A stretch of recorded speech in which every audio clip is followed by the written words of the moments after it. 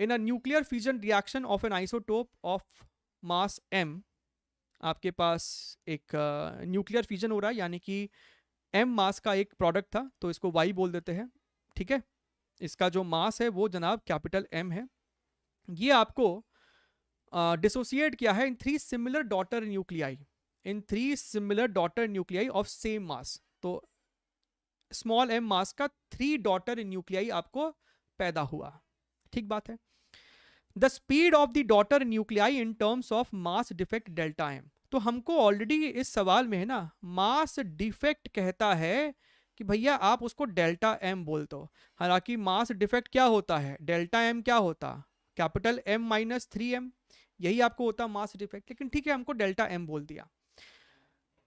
Of course आपको ये एक रिएक्शन न्यूक्लियर फ्यूजन हुआ है तो कुछ एनर्जी रिलीज हुआ होगा, और जो एनर्जी रिलीज होता है, जो भी आपको यहां पे एनर्जी रिलीज होता है, वही एनर्जी डॉटर न्यूक्लियाई को in the form of kinetic energy मिल जाता है। तो जो एनर्जी रिलीज हुआ है that is basically kinetic energy of daughter nuclei, that is kinetic energy of daughter nuclei.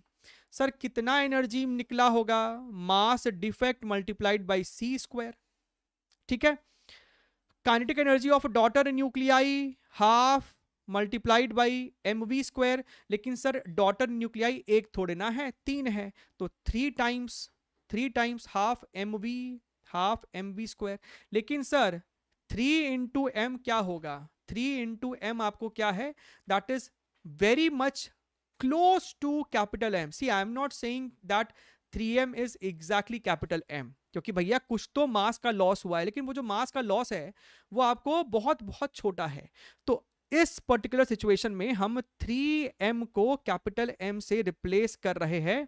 So delta MC square is equal to your half M V square.